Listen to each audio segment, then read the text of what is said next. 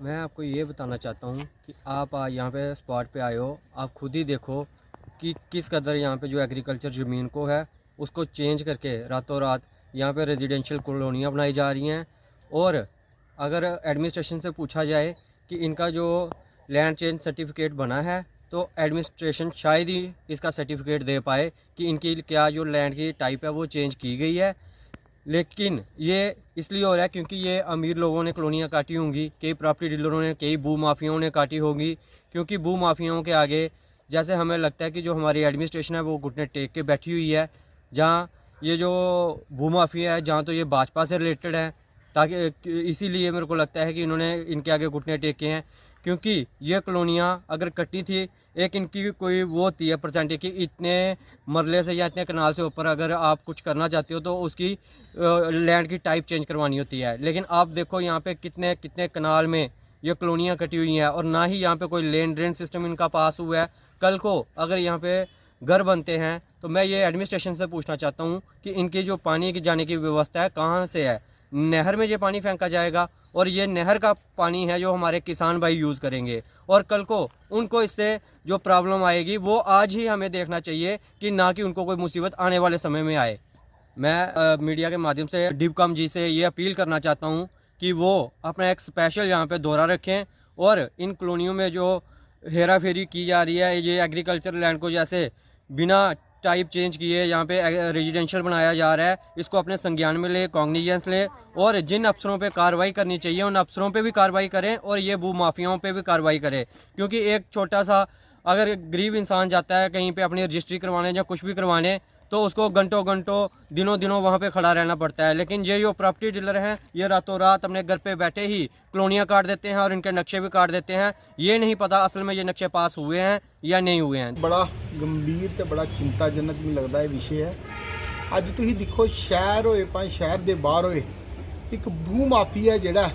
और उस भू माफिया का बड़ा बड़ा मैं आखगा एक नैक्सस है जिहदे एडमिनिस्ट्रेशन भी शामिल है, चुने दे प्रतिनिधि बड़े लोग हैं, ऐसे मैं पर्टिकुलर ना कुछ का नहीं लैंग वो भी शामिल हैं, कुछ व्यापारी लोग भी शामिल हैं। अज तुसीं देखो धड़ल्ले नाल के ना एग्रीकल्चर लैंडिंग की पता नहीं के रूल है, के क्राइटेरिया, के पैरामीटर है, कियां के ना उनकी के ना उन्हें की बदली दिता जाता, बंजर बनाया जाता, के किया जाता, पर अल्टीमेटली उन्हें की द्वारा के ना उनकी के ना किस्म चेंज करिए फिर बेचीता जाता और उहियो के ना करोड़ों रुपये मैं आखना कई करोड़ों रुपये लोग कमा दे। और एडमिनिस्ट्रेशन तो मिगी लगता भाएं वो DC साहब हो भाएं साड़ी इत्थे दी एडमिनिस्ट्रेशन है भाएं लोग जिहड़े चुने दे हैं ये चोरी करा दे पर एडमिनिस्ट्रेशन ने भी अखां बंद की दी। मैं तो हुण डिवकॉम साहब अगे अपील करगा कि कुते ना कुते ये पर संज्ञान लिया जाए और इस पर नोटिस लईए और कड़ी कार्रवाई की जाए ताकि जिहड़े लोग हैं जिहड़े भू माफिया जिहड़े लगे दे हैं कि ना साड़ी जमीनें की हथियाने की जिन्ने भी रूल्स रेगुलेशन है उन्हें तोड़ने की इनके ऊपर कार्रवाई होए और एक अच्छी एग्जाम्पल एक अच्छा उदाहरण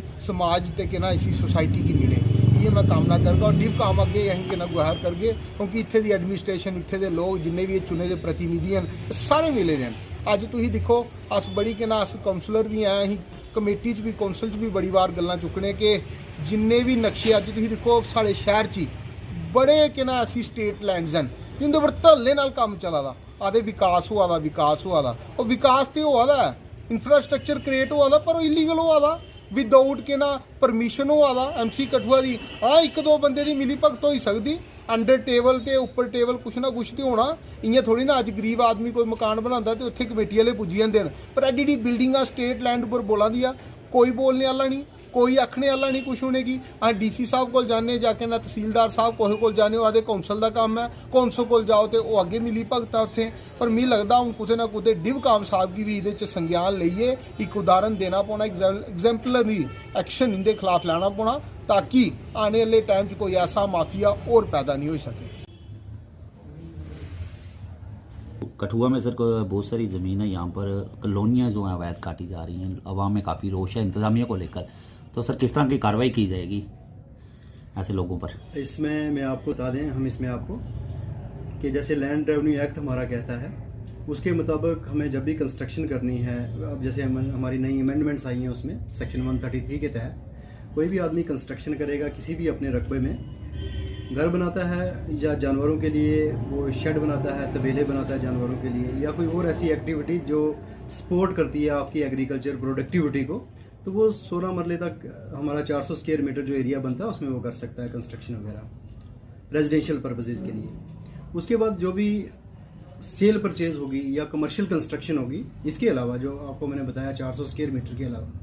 वो लैंड रेवेन्यू एक्ट परमिट करता है, ऑथराइज उसको करता है only after permission from competent authority. तो इसमें कॉम्पिटेंट अथॉरिटी डिप्टी कमिश्नर साहब हैं, तो डिप्टी कमिश्नर साहब हैं और बाकी मेंबर हैं उसमें सारे। तो आपने जो भी अगर कोई कमर्शियल एक्टिविटी करनी है, कन्वर्जन करनी है लैंड की एग्रीकल्चर से नॉन एग्रीकल्चर पर्पज़ के लिए, तो आपने ऑनलाइन डीसी साहब की वेबसाइट है जो डिस्ट्रिक्ट कठुआ की, उसमें आपने अप्लाई कर देना लैंड कन्वर्जन के लिए।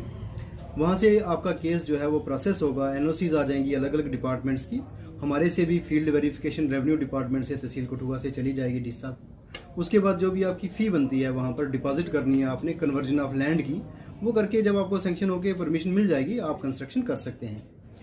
कॉलोनियों वाले मसले में जैसे आप जिक्र कर रहे थे, डिस्कस कर रहे हैं आप, तो कॉलोनियाँ भी जो भी आदमी अपनी ज़मीन बेचेगा उस आदमी की जिम्मेवारी बनेगी कि पहले वो लैंड कन्वर्जन का प्रोसेस करवाएगा, डीसी साहब से परमिशन लेगा, उसके बाद ही वो अगर अपनी ज़मीन बेचना चाहता है कमर्शियल लेवल पे तभी वो कर पाएगा, अदरवाइज उसको अलाउड नहीं है, वो अनऑथराइज्ड है, वो इलीगल है। तो उसमें सरकारी कार्रवाई अमल में लाई जा सकती है आपके खिलाफ, उससे आपको नुकसान हो सकता है। तो मेरी एक रेवेन्यू ऑफिसर होने के तहत जिम्मेवारी बनती है कि पहले आप लोगों को अवेयर किया जाए इस चीज़ को लेके, अगर आप अवेयर नहीं हैं। जिन जगहों पर सर काम लगा हुआ है अभी, तो क्या कार्रवाई की जाएगी? उसमें सभी लोगों को, फील्ड स्टाफ जितना भी है, चाहे वो पटवारी हैं, गिरदावर हैं, नायब तहसीलदार हैं, सभी को ये चीज़ हदायत दी गई है कि वो अपने अपने एरिया में इस चीज़ को असेस करेंगे, अपने एरिया में टूर करते रहेंगे, और कहीं पर भी ऐसी कंस्ट्रक्शन होती है तो लोगों को वो अवेयर करेंगे कि अनऑथराइज्ड है अगर, तो वो डीसी साहब से कॉम्पिटेंट अथॉरिटी से परमिशन लेके ही कंस्ट्रक्शन करेंगे। तो यहाँ पर सर कॉलोनीज कट चुकी हैं, क्या अब तक उनका रिकॉर्ड है आपके पास? ऐसा कोई जो ऑलरेडी कंस्ट्रक्शनें हुई हैं कॉलोनियों के, जैसे आप जिक्र करते हैं, तो नेचुरल लोगों ने प्लाट खरीदे हैं, वो ज़मीनें खरीदी हैं और उन्होंने घर बनाए हैं। तो उनमें फ्यूचर में हम देखते हैं अगर ऐसी बन चुकी हैं तो फ्यूचर में देखते हैं क्या उसके लिए हमें गाइडलाइन आती है, जो डायरेक्शंस आएंगी उसके तहत हम काम करेंगे।